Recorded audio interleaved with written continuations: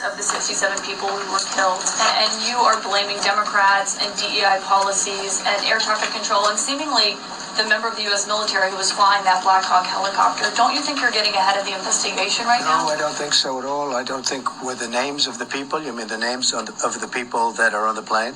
You think that's going to make a difference? They are a group of people that have lost their lives.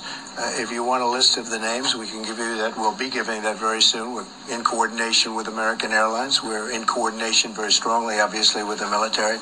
But I think that's not a very smart question. Are you saying this crash was somehow caused and the result of diversity hiring? And what evidence have you seen to support these claims? It just could have been. I'm trying to figure out how you can come to the conclusion right now that diversity had something to do with this crash. Because I have common sense, okay? And unfortunately, a lot of people don't. Go ahead and call me crazy. This is a jet. This is a helicopter. Watch. Why is this important? A Black Hawk helicopter flew into a commercial jet over the Potomac River in Washington, D.C.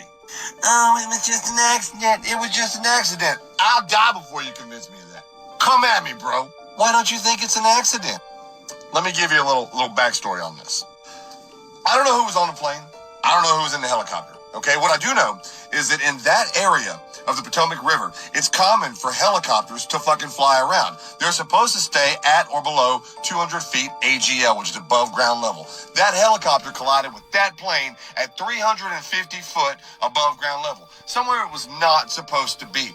The airplane was in a landing pattern coming into the airport with its landing lights on.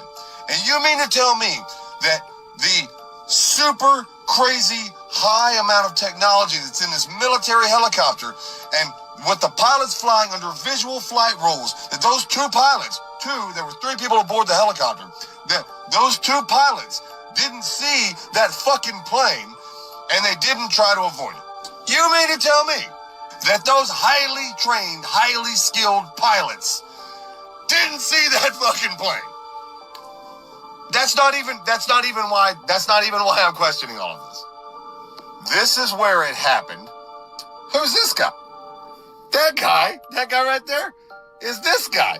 This guy flown by the Air Force. What's the significance of that?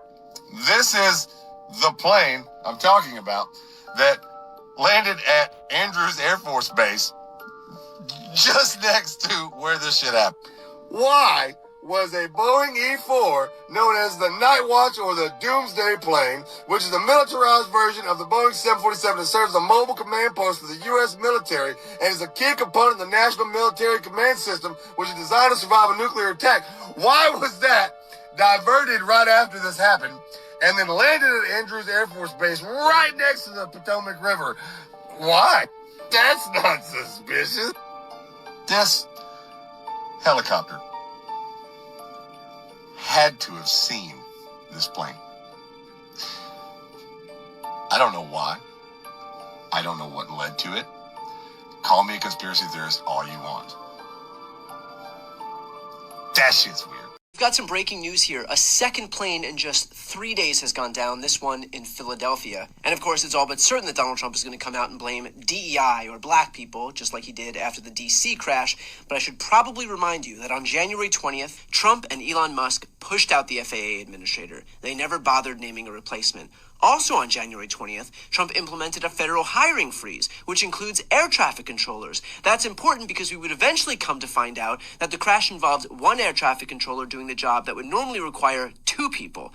On January 21st, Trump disbanded the Aviation Security Advisory Committee and fired the TSA director. On January 22nd, Trump's White House posted that President Donald J. Trump ends DEI madness and restores excellence and safety within the Federal Aviation Administration. And now, of course, we have seen 2 plane crashes in the last 3 days.